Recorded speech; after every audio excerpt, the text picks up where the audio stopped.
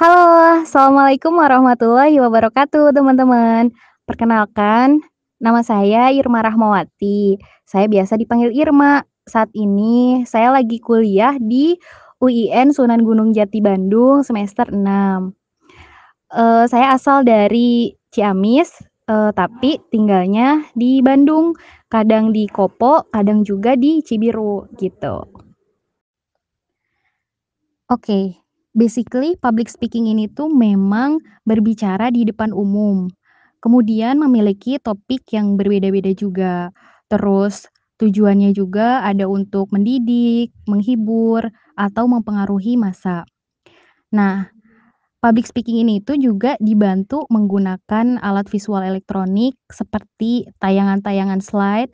Jadi ketika kita presentasi di depan banyak orang atau ketika kita presentasi di kantor, di kampus, ataupun di sekolah, nah biasanya kan kita dibantu oleh alat visual ya. Nah, jadi kurang lebih tuh kalau menurut saya public speaking itu seperti itu, gitu teman-teman. Nanti, sambil kita jalan nanti kita korek-korek lagi ya, bareng-bareng.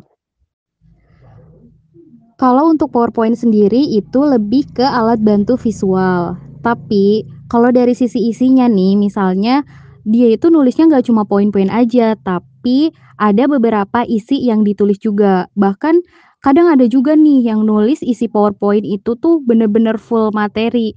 Nah, kalau di situ menurut saya, jadi pemateri itu tuh belum menguasai knowledge-nya. Nah, itu salah satu cari aman untuk saat kita presentasi di depan, kita bisa menyampaikannya gitu. Tapi kalau menurut saya itu, kurang baik. Alangkah baiknya mending kita itu bener-bener kayak pakai dasar-dasar apa namanya, poin-poinnya gitu yang penting-penting. Jadi, diusahakan sebelum kita presentasi itu harus maksimal banget kuasai knowledge-nya gitu. Jadi nanti di isi PowerPoint-nya itu cuman poin-poin yang pentingnya aja yang mau kita sampaikan. Soalnya kan tujuan dari PowerPoint itu sendiri sebenarnya buat patokan kalau pas kita di depan umum itu kita nggak lupa mau nyampein apa gitu dan memudahkan audiens juga gitu, "Oh ternyata yang disampaiinnya itu yang pentingnya ini loh, knowledge-nya tuh ini loh."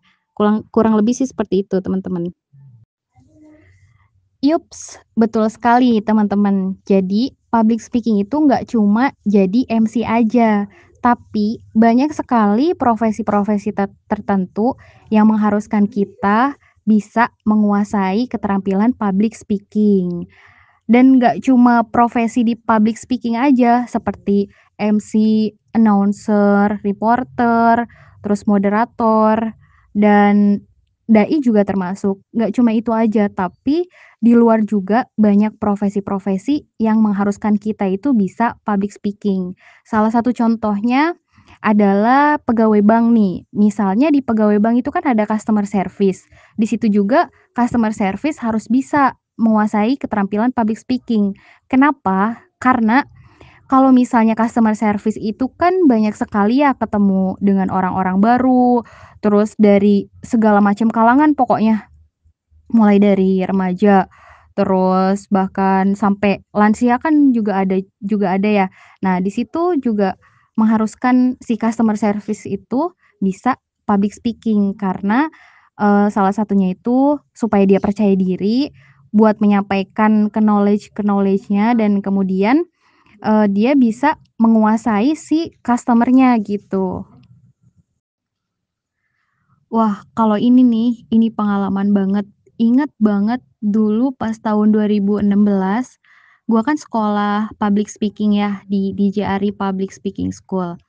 Nah, pertama kali belajar berbicara di depan umum itu di situ. Jadi di JARI kan dilatih untuk berbicara di depan kelas terus ya setiap harinya. Nah, pas awal-awal tuh ya di situ gue ngomong kan, di-record ya dan ada juga di YouTube-nya Mas Ari, dan di situ tuh bener-bener pas ngeliatin, ya Allah kok ternyata gue gini banget ya dulu, ngomong di depan umumnya.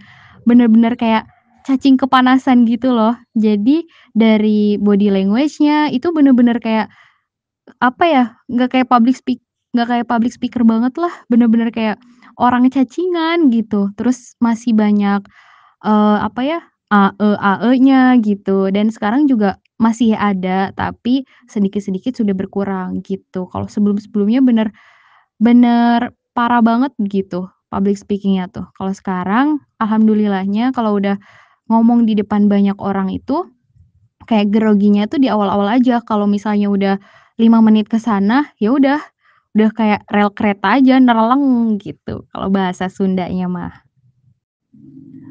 Nah, salah satunya lagi nih, kalau dalam kehidupan sehari-hari, ini juga bisa bikin lo nyaman bergaul dengan orang lain.